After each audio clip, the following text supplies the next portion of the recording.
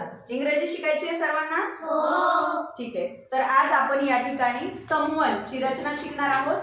या ठिकाणी समवन पासून कसे वाक्य बनवायचे त्याचा फॉर्म्युला दिलेला आहे या ठिकाणी आणि त्या स्ट्रक्चरनुसार फॉर्म्युलानुसार आपण वाक्य बनवणार आहोत.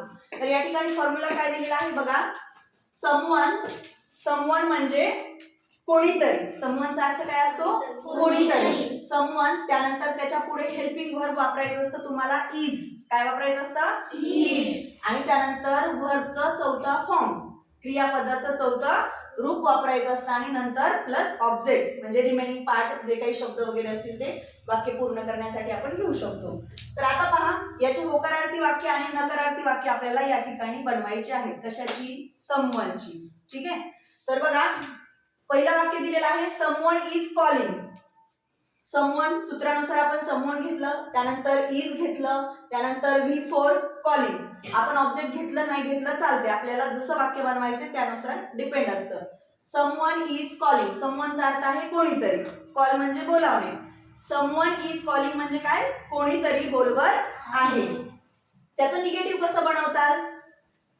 समवनच्या ऐवजी तुम्हाला काय घ्यायचंय? No one. फक्त समवनच्या ऐवजी नो वन घ्यायचंय. पुढचं वाक्य जशाच तसं. No one is calling. कोणीही बोलवत नाही. नो वनचा अर्थ काय असतो? कोणीही नाही. कोणीही नाही. तर समवन इज कॉलिंग कोणीतरी बोलवत आहे. नो वन इज कॉलिंग कोणीही बोलवत नाही. अशा पद्धतीने तुम्हाला पुढची वाक्य सांगायची आहेत. समवनची निगेटिव्ह वाक्य. समजलं?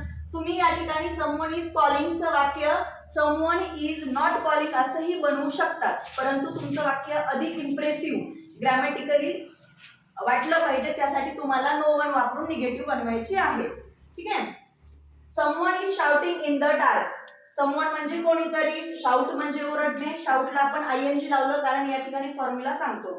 Someone is shouting in the dark. कोणीतरी अंधारात ओरडत आहे. निगेटिव्ह काय बनतं वाक्य? Yogita. No one is shouting in the dark. Very good. Someone is singing songs. कोणीतरी गाणं गात आहे. Dnyaneshwari. No one is singing song. Very good. No one is singing song. कोणीही गाणं गात नाही. त्यानंतर पुढचं वाक्य आहे someone is knocking on the door. Knock म्हणजे ठोठावणे किंवा दरवाजा वाजवणे. No one is knocking on the door. No one is knocking on the door. कुणीही दरवाजा वाजवत नाही. Someone is teaching English. No one is teaching English. Very good. No one is teaching English. कोणीही इंग्रजी शिकवत नाही. त्यानंतर पुढचं वाक्य आहे someone is speaking outside. Purva. No one is speaking outside. Very good. No one is speaking outside. बाहेर कुणीही बोलत नाही. Someone is throwing a stone on the road. कोणीतरी रोडवर दगड फेकत आहे. Anuj. No one is throwing a stone on the road. Very good. No one is throwing a stone on the road. त्यानंतर पुढचं वाक्य आहे someone is stealing money. कोणीतरी पैसे चोरत आहे.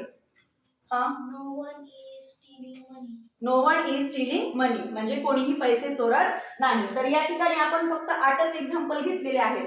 अशा पद्धतीने तुम्हाला आता 20 सेंटेन्स बनवायचे आहेत समवनचे आणि नो वनचे. समजलं? हो. ठीक आहे. लिहून घ्या.